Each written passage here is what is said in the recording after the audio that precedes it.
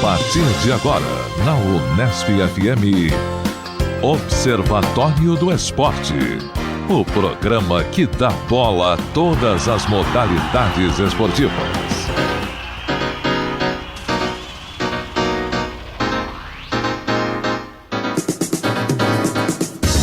Grande abraço para você sintonizado em 105,7 nas ondas da Unesp FM. Hoje é sábado, 15 de agosto de 2015. Eu sou Guilherme Dias e começa agora o Observatório do Esporte.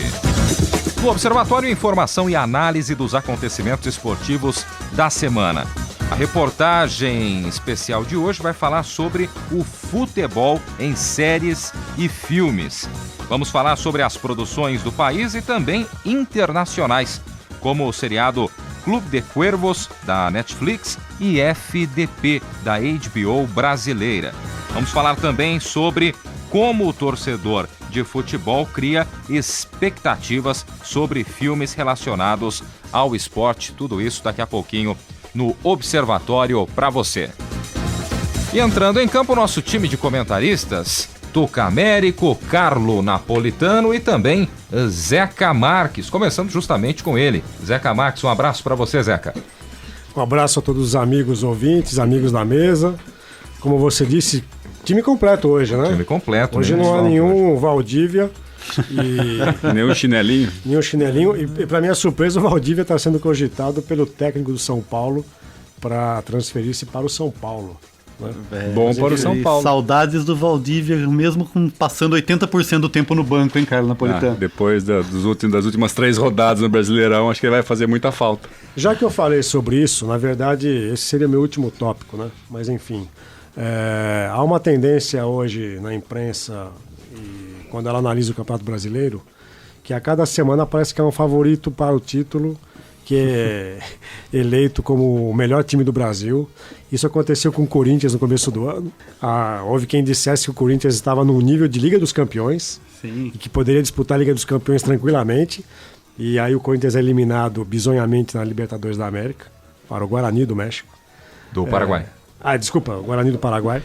E o que tem acontecido é algo que me lembra aquela canção da banda Titãs, que já há algum tempo lançaram uma música que era a melhor banda de todos os tempos da última semana. Sim. Você se lembra disso, né, Tuca Américo? Claro, claro. E parece que a gente, a cada semana, está elegendo o melhor time de todos os tempos do Campeonato Brasileiro. Da última semana. Da última semana.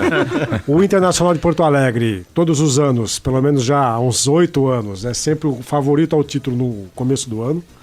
E tem sido insucesso atrás de insucesso. Basta um jogo com o Grêmio, já acaba. O Palmeiras, há 2 semanas atrás, era o melhor time do brasileiro. O Marcelo Oliveira era o melhor técnico do país, deveria ser cogitado para a seleção brasileira. E agora perde 3 jogos seguidos, meu caro Carlo Napolitano. Não, o culpado sou eu. É só eu acompanhar o Palmeiras e o Palmeiras perde. Na quarta-feira assisti o jogo até os 17 minutos do primeiro tempo. Ao levar o primeiro gol, deu desistida, meu filho avisou que o Palmeiras tinha empatado, eu voltei assistindo na metade do segundo tempo, 15 minutos depois o Palmeiras leva o segundo. Achamos o culpado. É comigo. É comigo. O Mick Jagger do Palmeiras. Até em cima do que o Zeca tá falando, o site Globoesporte.com, ele traz toda semana um termômetro dos times, né? Então, de repente, quem venceu 2 vezes na última semana já tá liderando. O único time que mantém a regularidade é o Vasco, que tá sempre em último entre os 20, né? Tá sempre como o fundo do poço, mas é justamente isso, né? Cada semana eles trazem uma novidade aí. Bom, então eu acho interessante, a gente pode até se debruçar de uma maneira assim um pouco mais científica, Tuca Américo, sobre essa tendência da imprensa de eleger sempre o melhor time de todos os tempos da última semana. Isso tem acontecido com muita insistência neste campeonato, que o campeonato tem tido muitas alternâncias. E a diferença de pontuação entre o primeiro e o pequena. 10º é pequena, é possível de se alcançar, temos um turno todo. Se o São Paulo vencer mais 2 ou 3 jogos, talvez seja o favorito para o título e o Osório, que é o técnico do São Paulo, colombiano, seja o grande técnico do futebol brasileiro. Talvez vá para o Barcelona. Agora, quando ele disse que ia contratar o Valdívia, trazer o Valdívia para o São Paulo em função do que o Valdívia fez na Copa América, aí eu já começo a pensar se de fato o Osório vai chegar a ser o grande treinador. Mas o Rogério Ceni deu uma entrevista essa semana, Zé, não sei se você viu, que ele fala, o Valdívia joga na mesma posição que o Ganso, então talvez já tenha aí a previsão da saída do Ganso do São Paulo, já estão arrumando um substituto. Pois é. Eu quero ver quando houver o jogo Palmeiras e São Paulo na Arena Parque, com a presença do Valdívia com a camisa do Tricolor. Se ele vai fazer o chororô, né? Exatamente. Bom, nesta semana houve aqui no campus da Unesp de Bauru um evento já tradicional do Departamento de Ciências Humanas, que é a Jornada Multidisciplinar, a 17ª Jornada Multidisciplinar, que neste ano teve como tema diversidade, acessibilidade e direitos, diálogos com a comunicação. Esse evento foi realizado simultaneamente ao 8º Encontro de Direitos Humanos na Unesp. Por que eu estou citando esse evento? Porque na palestra de abertura, a Emanuele Alckmin, que é secretária municipal dos Direitos da Pessoa de Campinas, ela fez uma exposição interessante, dizendo que o Neymar contraiu cachumba na última semana e todas as notícias dos sites de celebridades, de esportes, destacavam o fato de o Neymar ter contraído cachumba. E segundo ela estava um pouco indignada com o fato de que não havia divulgação na imprensa esportiva brasileira da campanha do Brasil no Parapan, no Jogos Paralímpicos Pan-Americanos, que acontece logo em seguida ao Pan-Americano em Toronto, no Canadá. E estou pegando aqui o quadro de medalhas atualizado na quinta-feira de manhã, quinta-feira, dia 13 de agosto, dia em que nós gravamos este programa. O Brasil figura em primeiro lugar com 166 medalhas no total. Dessas 166, 69 de ouro. Obviamente que o nosso ouvinte, neste sábado, já vai ter outros números. É capaz que o Brasil tenha até aumentado consideravelmente o número de medalhas. Para vocês terem uma ideia, os Estados Unidos aparecem em terceiro lugar com 86 medalhas no total. Ou seja, o Brasil tem quase o dobro de medalhas do que os Estados Unidos no Pan-Americano Paralímpico, né? E, de fato, eu tendo a concordar com o que a Emanuele Alckmin disse nesta semana aqui em Bauru, na abertura da jornada multidisciplinar, que normalmente a gente dá pouca importância a esta modalidade. Não há transmissão massiva nas televisões, nem televisão aberta, como acontece com o Paralímpico, o Pan-Americano. E acho que seria o momento, talvez, de nós dedicarmos uma atenção maior a essa questão. Para vocês terem ideia, na Olimpíada de Londres, o Brasil teve uma campanha muito razoável, né? Abaixo do esperado, mas na Paralimpíada de Londres, em 2012, o Brasil ficou em 7º lugar, com 21 medalhas de ouro. Foi top 10. Foi dentro dos países da América, ele só ficou atrás dos Estados Unidos, que aí comprovaram uma tradição maior e conseguiram 97 medalhas no total, o Brasil conseguiu 43. A China ficou em primeiro lugar com 231 medalhas, né? Muito acima dos outros países. A Rússia, por exemplo, veio com 102 medalhas no total, a Grã-Bretanha com 120, Ucrânia e a Austrália com 84. Né? Então fica aqui o destaque para um evento que acho que foi bastante interessante, que teve a coordenação da professora Larissa Pelúcio, do professor Clodoaldo Meneghello, com uma grande contribuição da professora Lucinéia Vilela, que é a nossa ouvinte contumaz do programa. Zeca, eu tive o prazer de coordenar uma mesa de trabalhos acadêmicos dos nossos alunos aqui, pesquisadores dos programas de pós-graduação e alunos de graduação também, e tive o prazer lá de coordenar uma mesa de comunicação, esporte, e só dava orientando do Zeca lá, viu, Carlos Napolitano? É uma máquina de produção científica. É uma máquina de produção científica na área de comunicação e esporte. Já que você citou isso, a minha indicação para que você coordenasse a mesa partiu de mim. Uma ação entre amigos. Bom, para terminar... Mas eu iria falar sobre isso também. Eu acho que tem que ser dado um destaque nisso aí, Zeca. Nós somos o primeiro mundo no esporte paralímpico, né? Pelo menos esses resultados do Parapan demonstram isso. Então eles devessem até estudar mais essa questão, né? Se é investimento público, se é... Mas a nossa Solerte Produção já está dizendo que esse tema será um tema de uma matéria mais ampliada para a próxima semana. Sim. Então voltaremos a discutir a questão. E até em estudos acadêmicos, a gente podia até direcionar algumas questões relacionadas a isso, porque é expressivo, quer dizer, claro. E me chamou a atenção também a absoluta falta de notícia em alguns veículos de comunicação. No portal da UOL da Folha de São Paulo não tem absolutamente nada. Parece até que não está acontecendo nada, né? Exatamente. Bom, o último tema rápido é que os árbitros do futebol brasileiro prometem, nesta quinta-feira, dia que gravamos o programa, eles prometiam uma decisão na noite desta quinta sobre a possibilidade de haver uma greve ou não no Campeonato Brasileiro nesse final de semana, né? Obviamente que a decisão já foi tomada, a gente não sabe que está gravando o programa antes, mas qualquer que seja a decisão, eu diria que o fato de haver uma ameaça de greve já me parece um avanço enorme na questão da arbitragem no Brasil. Qual que é a reivindicação deles? Houve um veto da Presidência da República num projeto de lei que destinaria 0,5% do valor das transmissões de jogos de futebol pela televisão, 0,5% ficariam como direito de arena para os árbitros, o que daria um valor, seria cerca de R$10 mil a serem divididos pelos árbitros por jogo, né? É um dinheiro considerável. E isso foi vetado. Eu acho que é uma grande incoerência. Os árbitros não têm direito de arena numa transmissão esportiva. Até porque, quantas vezes num jogo, o árbitro é focalizado pelas câmeras de televisão. Às vezes ele é o astro do jogo. Às vezes, o que indica que ele não está tendo uma boa atuação, quase sempre. Mas é um personagem do jogo. Mas ele é um personagem. Eu acho que ele tem que ter o direito de arena reconhecido, assim como os jogadores têm. Ele faz parte do espetáculo. Faz parte do espetáculo. E se o direito de imagem, o direito de imagem ele é pago para obras coletivas, não tem como ter o jogo de futebol sem o árbitro. Nos jogos do Corinthians, os árbitros têm sido os grandes astros, aliás, mais do que os jogadores do Corinthians, porque eles têm tomado decisões polêmicas em pênaltis não marcados ou marcados. É o 13º jogador do Corinthians. Aproveitando a presença do Zeca, marcaria pênalti para o São Paulo no clássico? Eu falava com o Carlos Napolitano, por exemplo, eu tenho aqui 4 lances para dizer aquilo que eu julgaria se eu fosse o árbitro e estivesse vendo o lance como eu vi na televisão. O jogo do Cruzeiro e Palmeiras no último domingo, eu não marcaria pênalti a favor do Cruzeiro. Aliás, o árbitro sequer marcou pênalti. Quem marcou o pênalti foi o assistente, que levanta a bandeira e marca a infração. Eu acho que naquela distância em que o chute é feito e a distância do jogador do Palmeiras, não havia tempo de ele sequer ter a intenção de tocar a bola com a mão. Então, para mim, foi um lance completamente involuntário, não marcaria. O jogo de domingo, São Paulo e Corinthians, é uma coisa das mais absurdas que eu já vi na arbitragem. Porque, Tucamérico, o Carlos sugeriu que o jogador do Corinthians fosse convocado pelo Bernardinho para defender a seleção de vôlei. Líbero. O Escadinha já demonstrou preocupação com isso. Porque ele dá uma manchete fenomenal. Né? Ele consegue cortar um ataque do São Paulo com uma manchete. E já emendou com um peixinho. 47... Ele faz uma defesa lá, Rogério Ceni, que o Rogério Ceni tem essa mania de fazer a defesa com eu brinco que o Rogério Ceni às vezes parece jogar goleiro de hóquei sobre patins que fica ajoelhado. Né? Foi o que fez o nosso jogador do Corinthians. Nos jogos do meio de semana, o jogo do São Paulo com o Figueirense em São Paulo, eu também achei que é um lance muito discutível. Não acho que houve nenhuma intenção do jogador nem de ampliar. Queima também, né? O cara mira no braço Agora, do outro, chuta. Por incrível que pareça, dos 2 lances do meio de semana, o pênalti que é marcado a favor do Corinthians, eu até achei que foi pênalti.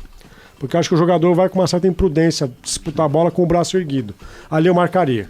Né? Então fica a minha impressão. Agora, quando eu trabalhei com marco profissional, a nossa interpretação era muito diferente da interpretação que os árbitros têm tido hoje. Né? E até onde eu sei, a regra não teve uma mudança tão substancial que motivasse essa orientação que eles tiveram aqui no Brasil e que é uma coisa que a gente vê muito no futebol brasileiro e não vê tanto no futebol internacional. Tá certo, você está sintonizado em 105,7 nas ondas da Unesp FM, curtindo o Observatório do Esporte. Vamos aos tópicos desta semana, deste sábado, de Carlo Napolitano. Olá, Guilherme, olá, amigos. Queria mandar um abraço para uma colega aqui que trabalha da universidade, a professora Norma Constantino, do Departamento de Arquitetura, Urbanismo e Paisagismo, que é uma ouvinte assídua do nosso programa. Então, um abraço para a Norma e um abraço para todos aqui. Fazia até porque a gente não tinha abraços no programa. Né? Mas quando o Carlos Napolitano está aqui, ele sempre arquiteta alguma coisa. As pessoas comentam, eu acho que é legal reconhecer prestigiar os nossos audiência, os nossos ouvintes. Como o Zeca roubou o meu assunto, que eu iria falar sobre o esporte paralímpico, do Parapan, vou só comentar a respeito da convocação do Dunga, que foi feita na última quinta-feira. O que tem a convocação do Dunga com Paralimpíada? Não, que você roubou. Você roubou o meu tema. Eu ia falar sobre ele você técnico. Eu teria 2 temas. Eu pensei que a relação fosse essa. Eu teria 2 temas e você roubou o que eu ia falar, mas eu já fiz meus comentários. Mas é sobre a convocação e sobre o retorno de 2 jogadores para a seleção, um deles o Kaká e o outro o Hulk, até que nós comentamos sobre ele na semana passada. Influência do Observatório do Esporte, a convocação do Hulk. Acho que o Dunga deve ter ouvido o último programa e convocou. Assim, o Kaká acho que dá para até entender, porque os jogos serão lá nos Estados Unidos e talvez chamar o público americano, o público do Orlando City para assistir os jogos. Mas do Hulk eu não consigo engolir, né? Eu acho que eu devo ter algum pensamento diferente no futebol, diferente do Mano Menezes, do Felipão. Eu já não consigo engolir a convocação do Fernandinho. Não dá Não, mais. fora outros, Firmino, Sim. alguns que Então eu vamos nem à sei, convocação nem conheço, oficial. nem sei o nome. Tem o Gabriel Vamos, Paulista aí pra Vamos dar uma passada pela convocação, também então, pro ouvinte também Isso. entender, né? Goleiros convocados: Jefferson do Botafogo, Marcelo Groi do Grêmio e o Alisson do Internacional. Laterais: Daniel Alves do Barcelona, o Danilo do Real Madrid, Felipe Luiz do Atlético de Madrid e o Douglas Santos do Atlético Mineiro. Zagueiros: Miranda da Inter de Milão, Davi Luiz e o Marquinhos, ambos do Paris Saint-Germain, e o Gabriel Paulista do Arsenal. Volantes: Luiz Gustavo do Wolfsburg, Elias do Corinthians, Ramires do Chelsea, Fernandinho do Manchester City. Meias: Oscar do Chelsea, William também do Chelsea, Lucas Lima do Santos, Douglas Costa do Bayern de Munique e o Kaká do Orlando City. E pro ataque: Neymar do Barcelona, Roberto Firmino do Liverpool, Lucas do Paris Saint-Germain, aquele mesmo aí em São Paulo, né, o Lucas, e o Hulk do Zenit. Portanto, estes os convocados do Dunga. Acho que nós temos aí uma expectativa de uma eliminatória sofrível, né? Sinistra. Sinistra. Talvez o Kaká para dar um pouco de calma no time, talvez, né? Mas o que devia ter sido feito antes da Calma Copa, até não demais, agora, tá né? muito parado, Decisões Kaká, né? tardias, como sempre. Não gostei nada dessa convocação, mas também a gente não tem material humano, né? A verdade é essa. Tá feia a coisa no futebol brasileiro, né? Difícil Talvez você... a única coisa interessante é o retorno do Lucas, né? Que fez um bom campeonato francês. Mas Muita gente contestando porque o Felipe Coutinho não foi chamado, né? Tinha sido chamado. Se foi para a Copa América e agora vai o Kaká. Né? Sumiu da lista. Robinho não está convocado, né? O Kaká, na verdade, entrou meio que no lugar do Robinho aí, pelo menos para dar experiência nesse time. Mas realmente é triste, né, da gente ver uma convocação dessa. Eu acho que o Thiago Silva esqueceu de avisar o Dunga que ele estava jogando futebol, por isso que ele não foi convocado, porque ele andava meio esquecido, né? E não foi chamado mesmo o Thiago Silva, né? Alguns medalhões da Copa do Mundo do ano passado que vão perdendo espaço aos outro poucos. que deve ter sido convocado pelo Bernardinho para jogar vôlei, né? O que para fazer bloqueio. Que mete a mão na bola. Um bloqueio, outro com manchete. Deixa eu aproveitar aqui, vou adiantar um comentário, né? Um tema, né? Sobre vôlei? Não, dessa vez nós estamos fora da temporada de vôlei. Vamos esperar um pouco, Zeca. Não, essa falta de prestígio do futebol brasileiro, né, acabou na quarta-feira se refletindo aí na indicação da UEFA dos 3 finalistas, né, pro prêmio de melhor jogador da temporada, né? Europeia. Então, a gente teve aí... Quem são, Tucamérico? Os 3 principais que estão disputando o prêmio são o Messi, o Cristiano Ronaldo e o Suárez, que para mim tá meio correndo por fora, né? Mas conseguiu dar uma mordidinha, né, no prêmio aí. Tá com dente no prêmio, praticamente. E o Neymar, que a gente tem essa expectativa que talvez estivesse entre os 3 pela temporada, levando em consideração tudo. Não, ficou em 5º lugar aí, sendo o 4º lugar o Buffon. Ou seja, perdeu para um goleiro.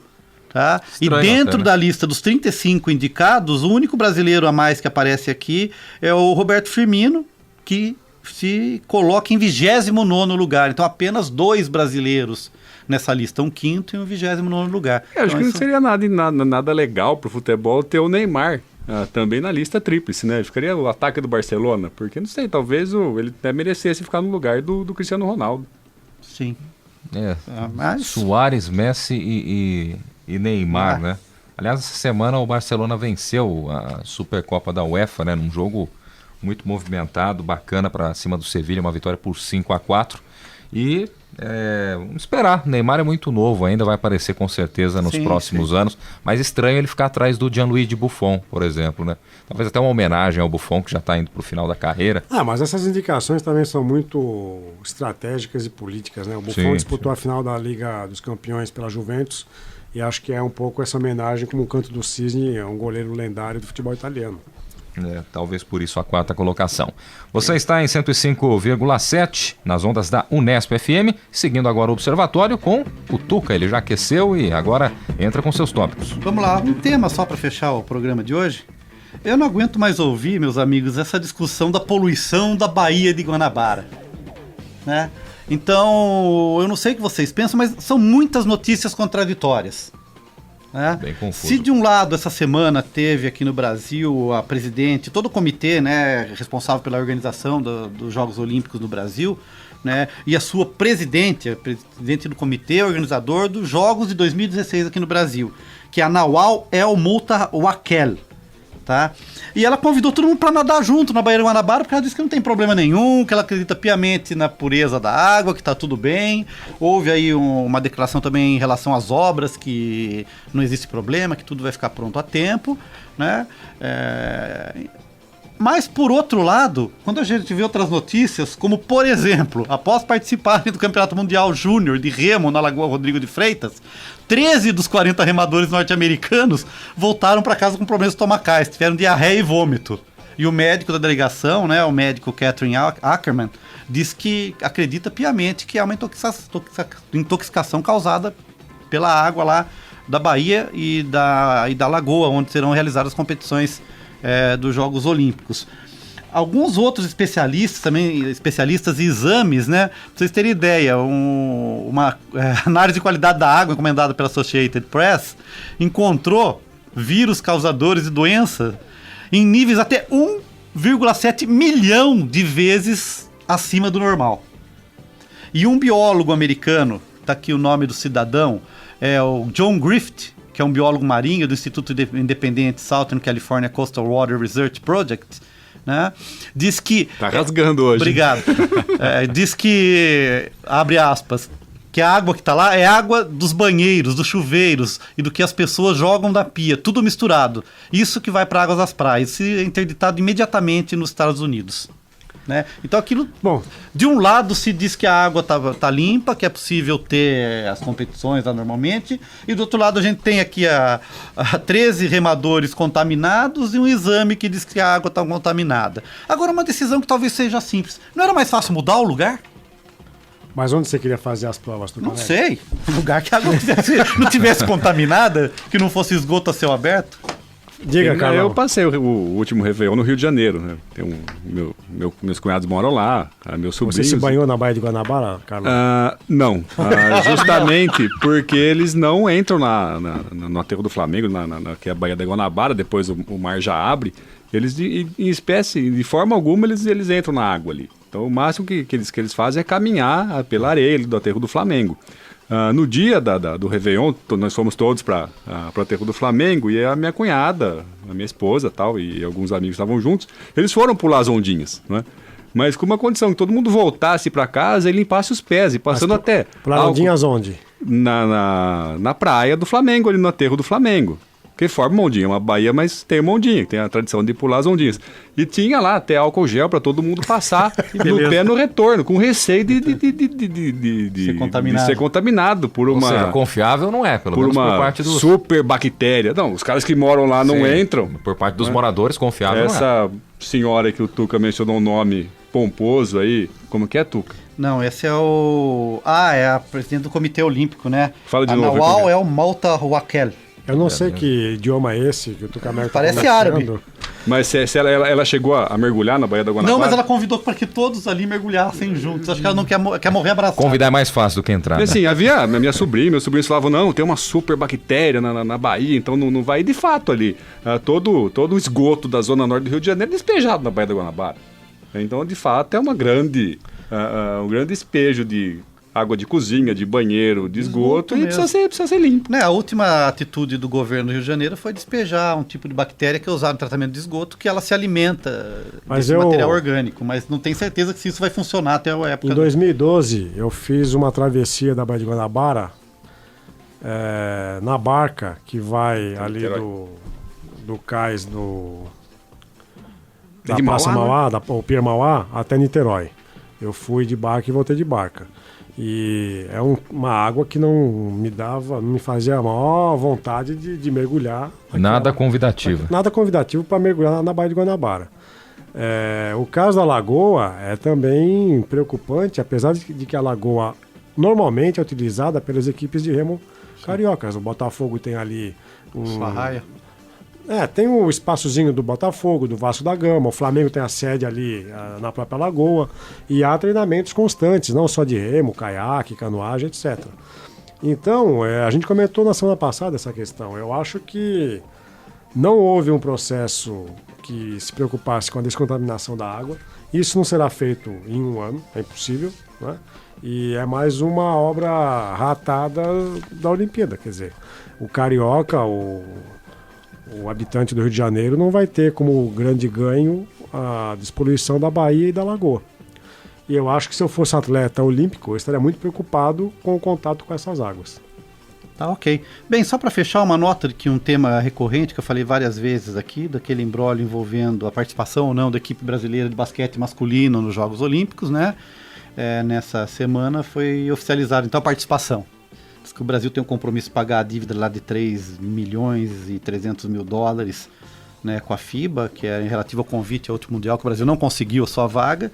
E diante desse compromisso, o Brasil está então oficialmente como equipe participante do torneio de basquetebol masculino dos Jogos Olímpicos. Já que você ergueu a bola, Tuca, falando ainda de basquete, na última semana foi confirmada a participação do Bauru Basquete em amistosos contra times da NBA, né? Importante a gente comentar também, eu não me recordo agora o nome das duas equipes que o Bauru Basquete vai enfrentar. O Guilherme, só complementando sua informação, os dois times norte-americanos, os times da NBA que vão jogar com o Bauru Basquete são o New York Knicks e o Washington Wizards. Mas, de qualquer maneira, nenhum clube paulista antes havia sido convidado a participar da pré-temporada da NBA. Até o Carlão Napolitano, que acompanha bastante basquete, queria que você falasse um pouquinho a respeito do que significa esse convite, né, Carlão? Questão. Você falou que ele levantou a bola para falar de basquete.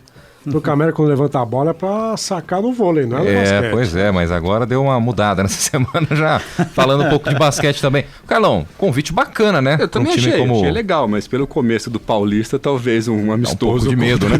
Dá medo, talvez, porque ele um 50-0, 152. Não, mas cabe uma explicação também no início do estadual. O Bauru Basquete está utilizando uma base sub-22 e sub-19, né? Apenas 2 jogadores experientes, o Robert Day e o Murilo. Eles entraram contra a Franca, mesmo assim Bauru perdeu uma diferença de 3 pontos, mas está usando como um grande laboratório esse campeonato paulista, até porque, a gente já comentou aqui em outras oportunidades, se Bauru perde amanhã o patrocinador Master, o que vai ser do time de Bauru? Que não tem condição de pagar os grandes astros, os grandes medalhões. Então, até pensando nisso, é uma chance de colocar essa garotada para jogar um pouco. E acho que esse convite da NBA é justamente por reflexo do que aconteceu no último ano, né? no último período. Ou seja, o Bauru ganhou tudo. Né? Só perdeu o brasileiro, mas ganhou a Liga das Américas. Liga das Américas, então acho que é resultado disso aí. E é legal, acho que é uma experiência também para os jogadores que nunca jogaram nos Estados Unidos. Acho que no time do Bauru só o Alex que teve essa experiência. Então é uma experiência boa para todo mundo. Sem dúvida nenhuma. Bom, vamos à matéria deste sábado. A locução é de Heitor Facini. Observatório do Esporte. Confira a reportagem da semana. Um tema em debate. No último dia 7, o site de streaming de séries e filmes Netflix liberou a primeira temporada completa de sua nova produção, Clube de Cuervos. O seriado mexicano é a primeira obra da filial latino-americana do portal. A história gira em torno de um clube de futebol fictício chamado Cuervos de Nueva Toledo. O dono do time, Salvador Iglesias, morre e seus 2 filhos entram em guerra pela presidência. Chava é nomeado o substituto de seu pai. Ele é o caçula e um típico playboy que não entende nada de futebol. Isabel, sua irmã mais velha, tem MBA em administração e trabalha com seu pai na gestão desde que era muito nova. Ela, evidentemente, não é eleita por conta do machismo intrínseco na sociedade, e o futebol é reflexo disso. São vários os temas abordados em Clube de Cuervos, como corrupção, homofobia, bastidores de um clube, empresários, conflitos familiares, ambiente de vestiário e também a nova realidade do esporte. Tudo isso com as 4 linhas como plano de fundo. A equipe do Observatório do Esporte entrevistou o diretor Adriano Civita. Ele fala a opinião dele sobre a escolha do futebol como tema da primeira produção latino-americana do Netflix. Eu acho um golaço. Eu acho sempre desafiador. A Netflix não entrou para brincar, ela entra com a primeira produção no Brasil de um assunto que é uma paixão nacional na América Latina e no mundo, né? Eu espero que seja sensacional. A Netflix tem produzido séries muito boas, né? House of Cards é excepcional com Kevin Spacey. Ela está se colocando também entre os primeiros colocados na criação de ficção. Eu acho que é sempre um desafio fazer futebol. A Netflix deixa o desafio lá em cima e encara qualquer desafio, né? Adriano dirigiu e idealizou em 2012 a série FDP. transmitida no Brasil pelo canal de TV por assinatura HBO. A produção conta a história de Juarez Gomes da Silva, um árbitro brasileiro que apita o Campeonato Paulista. Seu maior sonho é participar de uma final de Copa do Mundo. Adriano conta como surgiu a ideia por detrás da série. A ideia surgiu porque eu estava com o meu personal. Meu personal era um juiz de segunda divisão de futebol. Ele estava me contando coisas que aconteciam com ele. Eu achei muito mais interessante o que ele me falava do que, por exemplo, ficar vendo aqueles comentários das pessoas na segunda-feira, comentando a partida de futebol, comentando se o goleiro foi bom, não foi bom. Então, eu achei que a história que ele me contava mais interessante do que só a opinião de outras pessoas sobre o que eu, de uma certa forma, já sabia. Pintou a ideia, então, de aprofundar um pouco o conhecimento do personagem do juiz. A gente começou com uma pesquisa de documentário e de meu irmão perguntou: você não está afim de transformar essa coisa numa história de ficção? Uma série seria mais interessante no tear das facetas do juiz, ou seja, de como ele é recebido, dele ter ou não ter time, roubar ou não roubar, tinha idoneidade, não idoneidade, dinheiro, não dinheiro, é um bico, não é uma profissão, é odiado por todo mundo. Eu achei que tinha um pano de fundo interessante para contar uma história mais longa do que de 2 horas. Ele também explica o porquê da escolha do árbitro e não de algum jogador ou cartola para ilustrar o universo futebolístico.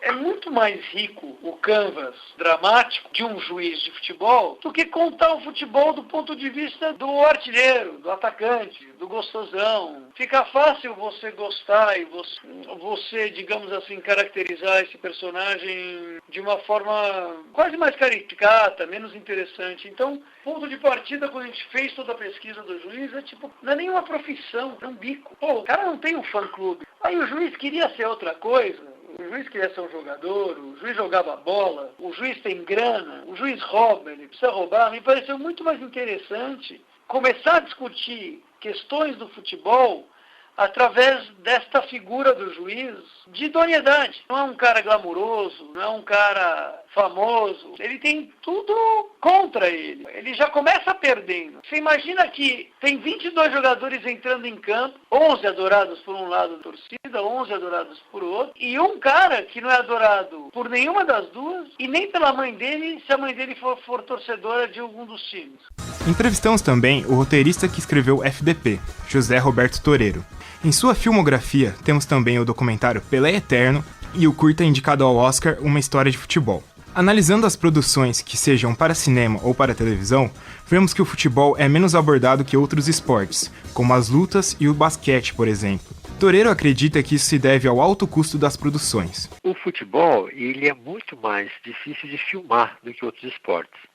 Você tem que botar os caras para jogar de verdade. O beisebol, por exemplo, é muito fácil você fingir numa filmagem. É aquele lançamento, tal, são os movimentos individuais, não são de combate, como os do futebol. O futebol é meio que um combate, você percebe rápido se é falso, né? E é muita gente jogando. Você tem que ter os caras, atores bons, caras que jogam futebol mesmo. Nos outros esportes dá para fingir melhor. Então você tem que gastar um dinheirão para fazer bem futebol. Aquele curta Uma História de Futebol, que concorreu ao Oscar, por exemplo, Arruda, o cara fez as crianças jogarem mesmo, e filmou muito, gastou muita película.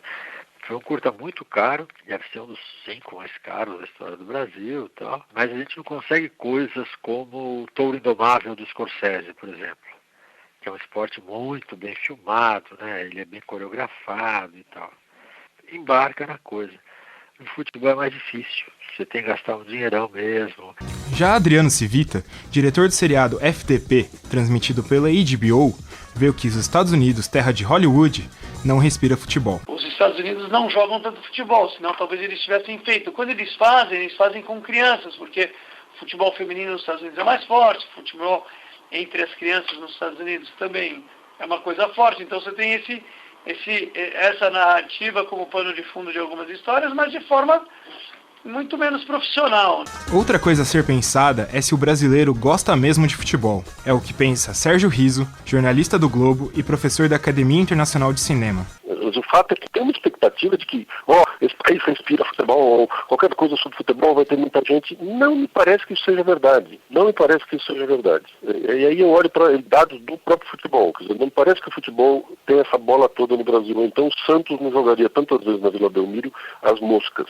É o Santos, é um time lendário do futebol mundial. E, no entanto, às vezes ele joga lá para 5, 6 mil pessoas, às vezes menos do que isso na Vila Belmiro. Não tem tanta gente assim que gosta tanto de futebol no Brasil, de verdade, que acompanha os times, que acompanha os jogos, mas não tem uma transferência de parte dessa elite de malucos que realmente aguentam o futebol para o cinema. O futebol fazer parte do cotidiano do brasileiro e de sua identidade cultural cria um problema na hora de tornar a ficção verossímil. É o que pensa José Roberto Toreiro, jornalista e roteirista do seriado FDP e do documentário Pelé Eterno. O brasileiro conhece muito o futebol, então a ficção acaba sendo mais difícil nesse caso, porque é um assunto que o cara conhece muito, então ele percebe a falta de lógica muito facilmente. Você consegue, sei lá, num policial, você inventa bem. No futebol é difícil. Na ficção você não consegue inventar um Corinthians onde jogava o Ademir da Guia. Não dá. Ou se você coloca no meio do campo lá do Santos, de Zito e Mengalvio, você coloca um terceiro cara, o Juremir. Soa muito falso, consegue. No caso do futebol, uma coisa específica é que a ficção ela é menos livre, por ser um assunto que o brasileiro conhece bastante. Talvez o problema não seja que o futebol seja pouco ou mal explorado na ficção, e sim que o espectador ainda não encontrou o que procura. É o que pensa Sérgio Riso, professor da Academia Internacional de Cinema. Existe uma impressão que me parece equivocada de que ele é pouco explorado. Na verdade, ele é muito explorado. Se a gente for atrás de filmes ou que tratem de futebol, ou que tenham, de alguma maneira, na trama, elementos relacionados à cultura do futebol, a gente vai chegar a um número impressionante. Eu acho que todos que gostam de futebol e também gostam de cinema gostariam que houvesse, né? Mas filmes capazes de traduzir tudo o que nós que gostamos muito de futebol gostaríamos de ver em filmes e achamos que não vemos. Mas, por exemplo, eu vi muito filme sobre futebol que me parece bem próximo do que ele representa para tanta gente no mundo. Filmes brasileiros, filmes estrangeiros, muito filme europeu de longa e curta-metragem se ocupa dessa presença. Então, sei lá, fico imaginando que gostaríamos que houvesse um cidadão Kane de futebol. Tá bom, talvez ele não exista, mas também só existe um cidadão Kane, né? E ele é sobre a imprensa, então talvez a imprensa possa dizer que há um grande filme como esse, importante por questões ligadas à história do cinema, que também diz coisas importantes sobre o funcionamento dos meios de comunicação de massa. A falta de continuidade na produção de cinema com a temática futebolística pode resultar na falta de obras do tema. Com essa sequência, a qualidade se aprimora, de acordo com o responsável pelo conteúdo audiovisual do Museu do Futebol, Ademir Takara. Acho que o futebol faz parte do cotidiano do brasileiro. Talvez muito dessa ideia de que o Brasil não tem um grande filme que fale sobre futebol. É mais ou menos esse... É que o Brasil não tem filme que falam de outras coisas tão interessantes. Sei lá, um grande filme sobre folclore brasileiro, talvez. Mas acho que é mais a questão de produzir mesmo, né? Produzindo filmes, séries, novelas sobre futebol, você consegue chegar em uma produção que sirva como referência.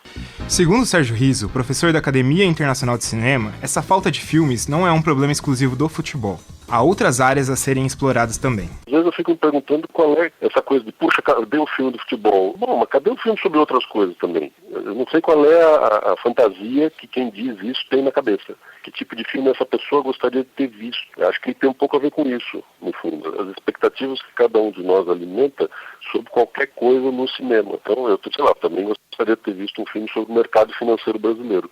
Eu acho que ele não foi feito, mas aí alguém pode me dizer que está enganado, Sérgio Riso. Tem um filme lá que você não viu, ele destrincha o mercado financeiro, mostra os lucros abusivos dos bancos e como é que essa sociedade permite que isso aconteça. Um ponto muito importante de se lembrar é que mesmo com o futebol de plano de fundo, os filmes tratam de algo além disso. Para Adriano Civita, diretor do seriado FDP, a humanização de um traço tão importante de nossa cultura é o que dá sabor à trama. Bom, o porquê eu escolhi o FDP é que, como tudo, o futebol é feito de pessoas. E as pessoas têm um monte de emoções e são apaixonadas e às vezes colocam sua paixão acima dos fatos e da realidade. Narrativa e a questão de questionar coisas do futebol de forma engraçada e seca e dura e expor algumas coisas que a gente de vez em quando não olha. Fica todo mundo em cima do resultado, fica todo mundo em cima do jogador, da tática, e a gente esquece que são pessoas, né? Então a gente fala assim, são pessoas com todas as suas falácias e com todos os seus defeitos e com todas as suas imperfeições e com toda a sua genialidade. Muito bem, depois da locução do Heitor Facini, vamos aos agradecimentos. Agradecendo ao diretor da série FDP, o Adriano Civita, ao bibliotecário do Museu do Futebol, Ademir Takara, ao roteirista da série FDP e do documentário Pelé Eterno, José Roberto Toreiro, e também ao professor da Academia Internacional de Cinema, Sérgio Riso. E conosco agora, para falar um pouquinho mais desse conteúdo, o Leonardo Del Sante e também o Heitor Facini. Começando justamente com o Heitor. Um abraço para você, Heitor. Fala um pouquinho desta matéria e também desse tema, futebol, ser explorado agora, pelo menos nesses últimos tempos, por séries, né? A gente citou aí o FDP, que talvez a primeira com maior repercussão no Brasil, e agora a chegada também desta série mexicana. Um abraço para você. Um abraço, Guilherme, um abraço, amigos da mesa, um abraço a todos os ouvintes. Bom, primeiro eu falar sobre o Clube de Cuervos, né, que é a nova série da Netflix, que a Netflix agora investindo pesado na criação de séries próprias e entrando finalmente no mercado latino-americano, porque antes eram só séries norte-americanas. Teve o Clube de Cuervos e ainda nesse mês vai lançar a série sobre do Pablo Escobar, que vai ter até a direção do José Padilha e a atuação do Wagner Moura como Pablo Escobar. Clube de Cuervos, falando sobre a série, que eu já assisti a primeira temporada, porque eles liberam tudo de uma vez, é muito interessante a série, porque eles se utilizam do humor, futebol como plano de fundo, e por ter mostrado na matéria, filmar em si o futebol, o jogo em si, é um negócio muito difícil e muito trabalhoso. Tanto que isso nem é tanto o enfoque da série. Se tem, acho que umas 5 cenas com o jogo de futebol em si, é bastante. É mais ou menos isso que tem em 3 episódios da série. Eles utilizam os bastidores do futebol como plano de fundo. Briga de família pela presidência do clube, corrupção, má gestão, empresariado de jogadores que dominam o futebol, várias coisas para tratando, além do lado humano, como o vestiário, como eles... São vários contextos aplicados ao futebol. São vários contextos aplicados ao futebol, porque o futebol é isso, é que nem a sociedade em si, são vários contextos. Sobre o audiovisual no futebol, antes de fazer essa matéria mesmo, eu sempre penso pra mim, porque você vê grandes produções sobre lutas, principalmente boxe, você vê grandes produções até sobre basquete, futebol americano, só que sobre futebol eu não conseguia lembrar tanto de produções que falassem sobre o universo do futebol em si. Seja porque eu não conhecesse mesmo, ou seja porque eu não via tanta essa repercussão sobre o assunto. Isso que eu achei muito interessante, porque o futebol é o esporte mais popular no Brasil, principalmente, e no mundo todo. Como que não conseguisse ter tantas produções assim? Eu lembrava de a única produção que eu tinha visto que teve alguma repercussão antes do FDP, foi um filme inglês que chamava Maldito Futebol Clube, que contava a história do Brian Clough, no tempo que ele dirigiu o Leeds United. Mas fora isso, eu achava muito estranho. Aí tem certos pontos, porque o futebol é muito difícil de filmar. Você pensa, só de filmar dentro de campo já são 11 de cada lado, tem o árbitro, tem o bandeirinha, tem os reservas, tem os técnicos. E além disso, pra você filmar o futebol, você tem que filmar num estádio lotado. Você filma no estádio lotado, tanto de figurante que você tem que contratar pra lotar aquele estádio. Nesse ponto é mais fácil você realmente fazer um filme sobre luta, né? Luta muito você mais coloca... tranquilo. Você coloca só 2 lá, coloca um juiz e aí vai a maior parte das filmagens. E o futebol em si também é muito difícil, porque é muito difícil de você falsear o futebol. Uma luta, você coloca um close ali, você coloca uma parte que eles não estão lutando e funciona. O futebol não, porque se você vai filmar o campo inteiro, as pessoas têm que ter noção do que elas estão fazendo. Até em cima do que você está falando, Heitor, na série FDP, que eu cheguei a acompanhar, mostravam muito mais, né, do futebol em si, algumas cenas, né, e claro, ficava uma coisa meio esquisita, porque dava para ver nitidamente que era uma pelada ali. Eu gostei, eu achei assim, não, comparado com outras filmagens, eu achei que o que dentro... o FDP conseguiu fazer foi um sucesso enorme. Dentro do que a gente tem um ar de acompanha. Realidade ali, dá pra, lógico, foi uma boa série, mas você acaba enxergando, é justamente isso, você acaba enxergando com outros olhos, né, mas passou perto. Dá pra dizer que passou perto, pelo menos o FDP. Eu tendo a concordar mais com o Guilherme, viu, Carlão? E, bom, todo mundo sabe que eu fui ex-árbitro de futebol profissional, eu não me senti muito representado nessa série. Não gostei. E não era questão tanto do roteiro, não, era mais uma questão de direção mesmo. E eu já conversei várias vezes com o Tuca que o cinema brasileiro, o audiovisual brasileiro, acerta quando se debruça sobre o futebol com um cinema documental.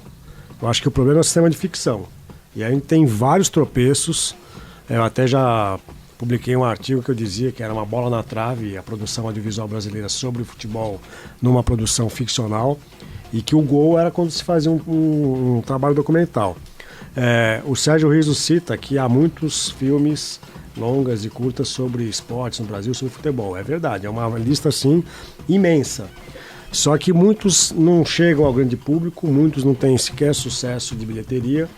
E aqueles que têm sucesso acabam, às vezes, sendo assimilados por pessoas que têm pouco contato com o esporte e não percebem, como o Guilherme disse, algumas questões que para nós, que somos muito próximos da modalidade, percebemos algumas incongruências. Então, por exemplo, o filme Boleiros, que no final dos anos 90 era o grande filme sobre futebol no Brasil, quer dizer, depois de muito tempo o Brasil filmou algo sobre futebol, e só tinha acontecido isso nos anos 80. O Boleiros é um filme muito interessante, com histórias candentes, uma dramaticidade interessante no filme, mas as cenas de futebol eu acho muito complicadas. As cobranças de pênalti que há no episódio do juiz ladrão, por exemplo, acho que são mal dirigidas. Faltou direção de elenco. Por quê? Porque o Hugo Giorgetti, que é o diretor do filme, não foi jogador de futebol, pelo menos não foi profissional, não milita na área do futebol como um praticante, e obviamente que ele deveria recorrer a algum assessor. Muitos filmes têm recorrido a assessorias do Cláudio Adão. Cláudio Adão, que é um ex-jogador de futebol, passou já por acho que umas 2 dezenas de clubes do Brasil, jogou até na Portuguesa de Desportos. Mas o Cláudio Adão pode saber muito de futebol, mas não sabe nada de câmera. E aí é outro problema. A pessoa tem que saber de futebol e tem que saber de câmera para poder filmar. E o exemplo que você dá de luta, acho que foi até o Tuca que conversou mais isso comigo, o cinema tem um histórico e uma tradição de filmar brigas e lutas desde a época do cinema mudo. Então, é mais fácil de simular um golpe, um soco, um movimento, porque as câmeras no plano e contraplano conseguem fazer que se crie essa ilusão. Você perde a noção de profundidade, então você não vê. Quando você pega um making-off de um filme de luta e vê a filmagem em si, os golpes são dados a meio metro de distância do rosto. O Claude Van Damme, que fez vários filmes de luta e de ação, foi uma vez entrevistado pelo Jô Soares. E ele brincou com o Jô Soares, vamos simular aqui uma cena de luta? E ele então pede, Jô Soares, fique aqui e a câmera vai ficar atrás de você. Ele faz um movimento de perna, como se fosse, sei lá, um golpe de capoeira, e aí o Jô Soares se atira. E a câmera que estava no contraplano mostra que o golpe ficou a meio metro de distância do Jô Soares. É impossível acertar. E na câmera que estava atrás do Jô, a impressão que dava que tinha sido um golpe fulminante, mortal. No futebol não dá para fazer isso. Eu acredito 2 coisas. Que eu assisti alguns filmes ultimamente que me fizeram mudar um pouquinho. Eu acho que o grande problema é, por exemplo, por que existe essa tradição norte-americana em filmes de luta? Ou de filmes de artes marciais no geral, porque são atividades físicas que podem ser coreografadas. Então a luta não é uma luta, é uma coreografia. Sim. É tudo treinado, ensaiado. Marcação de cena, posicionamento das câmeras, que ilusão de profundidade, então isso funciona. No futebol isso é muito difícil, a gente falou aqui, né? Mas por outro lado, hoje a gente está pensando numa realidade analógica, em que se filmava com película. O próprio um dos entrevistados falou, para tal filme lá, Um Sonho de... Uma história de futebol. Uma história de futebol, foi usado muito da película e tal. Hoje com o digital você não corre esse risco de gastar muito dinheiro com a película. E as câmeras são menores e tem uma certa mobilidade. Então falta agora diretores que desenvolvam técnicas para que se possa filmar o jogo. Se você assistir um filme venezuelano que chama Hermano, de Marcel Raskin, né? Conta a história de 2 irmãos numa favela que tomam destinos diferentes. É muito comum pra gente essa história. Um vira jogador, segue o sonho, e o outro vira marginal, né? Tem cenas muito bem filmadas da partida, do joguinho no campinho de futebol na favela, né? Mas por conta dessa nova tecnologia. Então é um filme interessante. Se a gente pegar o Heleno, ele já é uma evolução, já tem umas cenas melhor filmadas, não tá aquela coisa maravilhosa, né? E tem outro exemplo também, que é um filme que chama Rudo e Cursi, que é com o Gael Garcia Bernal, em que o diretor se apropria de uma certa linguagem que mostra o jogo sem mostrar o jogo, né? Então, numa cena, só para vocês terem ideia de como mostrar isso sem ferir, né, a beleza do futebol, ele quer mostrar que o cara levou 5 gols, ele só põe o técnico atrás do gol, você só vê o goleiro pulando a bola, entrando no gol, você não vê a jogada, não vê a coreografia, mas do ponto de vista da linguagem cinematográfica, aquilo funcionou. O cara levou 5 gols em seguida. O filme que é citado, Pelé Eterno, que tem a participação do Toreiro no roteiro, para mim é um exemplo mal acabado de lance de futebol. É feita a reprodução do gol de placa que o Pelé fez no Maracanã contra o Fluminense. Aquilo eu acho que os nossos alunos aqui de rádio e TV fariam uma filmagem mais interessante do Camérico. É possível. E aqui até o gol que o Pelé disse que é o gol mais bonito que ele fez contra o Juventus na Rua Javari, que não tem nenhum gol do qual não se tem nenhum registro de imagem. O que o diretor resolveu fazer? Uma computação gráfica que, para mim, um jogo de videogame é mais emocionante do que ver aquele gol feito em computação gráfica. Ficou horrível. Uma história de futebol, que também tem a participação do Toreiro. O Toreiro, aliás, fez o livro infantil no qual foi baseado o filme, por ser um filme protagonizado por meninos, por crianças, que não tem ainda aquela formação profissional de atores para audiovisual, me pareceu mais espontâneo. Tanto é que esse documento é um curta-metragem, ele foi indicado para o Oscar, ele concorreu ao Oscar de melhor curta estrangeiro, né, em 99. Mas eu acho que a forma como foi feito, eu acho que traz um ar de realidade. Por exemplo, eu assisti o Heleno também, eu não gostei. Eu também discordo de você, Tucamérico. Mas acho que tem uma evolução. As cenas muito escuras, com chuva. Aí foi uma opção. Mas o que eu achei que no FDP, as cenas foram bem treinadas. Eu acho que ele conseguiu captar até como o FDP, o que me incomoda não são as cenas de jogo. As cenas de jogo, para mim, estão bem finalizadas. É a questão da trama e do enredo de uma figura de árbitro que foi muito idealizada. Assim, eu não conheço nenhum árbitro. Se comparar o que tinha sido feito em termos de filmagem antes do FDP, para mim foi uma evolução. Acho que eles conseguiram pegar ali uma forma de filmar o futebol. O Heleno teve a consultoria do Cláudio Adão, que treinou o Santoro para fazer as cenas do Heleno de Freitas. Só para fechar minha colaboração nisso, acho que uma coisa que foi dita por alguns dos entrevistados, eu acho que é importante. Um filme sobre o futebol não precisa tratar sobre o jogo. Sim. Né? Não precisa mostrar o jogo. Não precisa mostrar o jogo. Então, quer dizer, eu acho que ao abordar o universo futebol, o drama dos personagens, eu acho que tá ok. O Linha de Passe é um filme que trabalha... Isso é bem realizado. Né, que trabalha com o futebol, bem realizado, mas é o entorno, é o que está em volta do futebol que pode ser mais interessante. Como os vários dramas sobre o boxe não estão focados na luta em si. Né?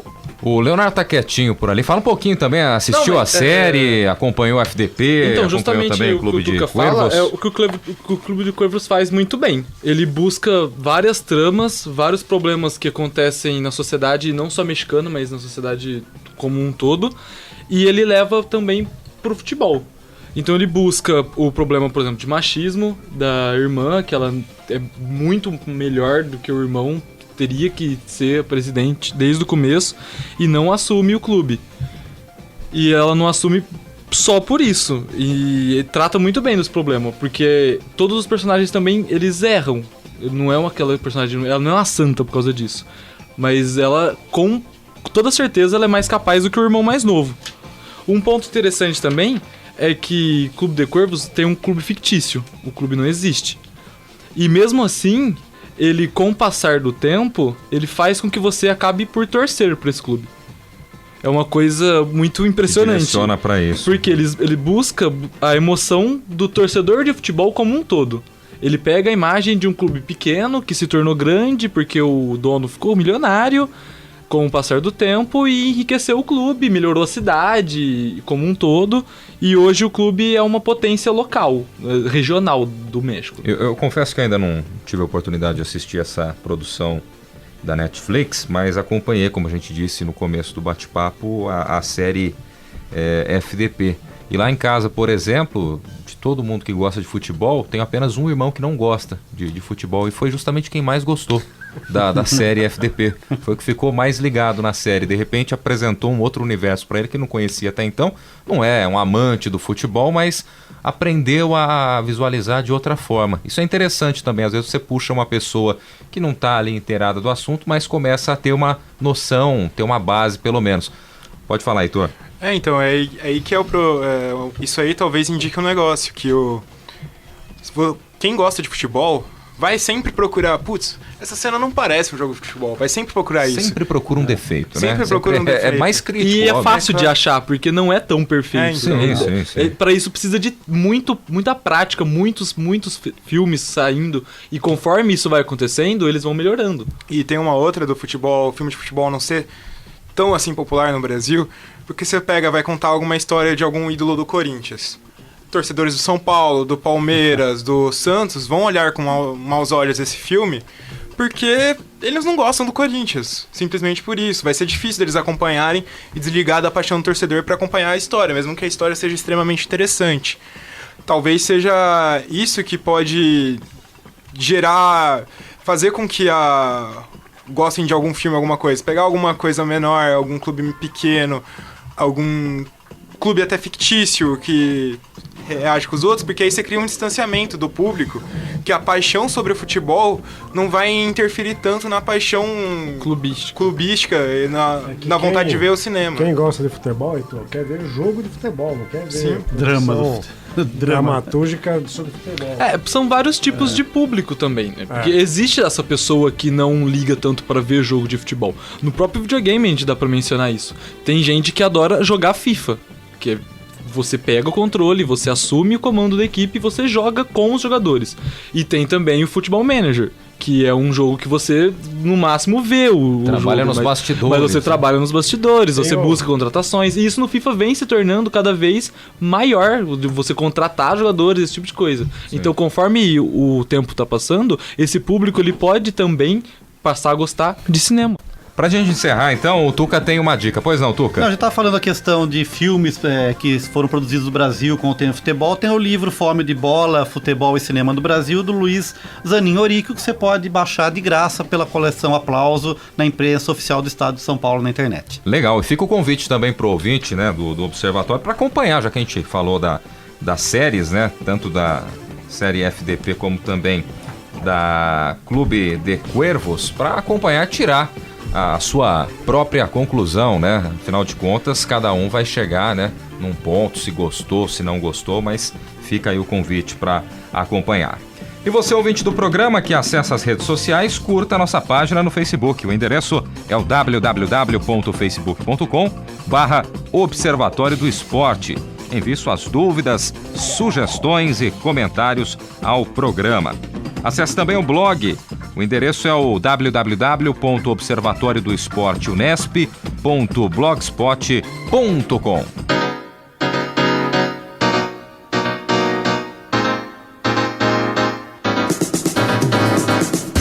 O Observatório do Esporte deste sábado vai ficando por aqui. O programa teve locução de Guilherme Dias e de Heitor Fassini, comentários de Tuca Américo, Zeca Marques e Carlo Napolitano, equipe de reportagem com Leonardo Del Sante, Jéssica Dourado, Isaac Toledo, Heitor Fassini e Thiago Pavini.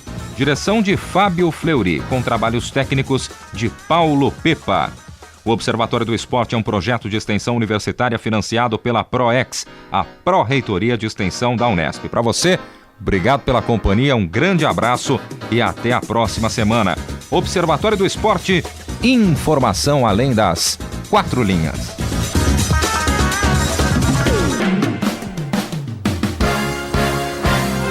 A Unesp FM apresentou Observatório do Esporte. O programa que dá bola a todas as modalidades esportivas.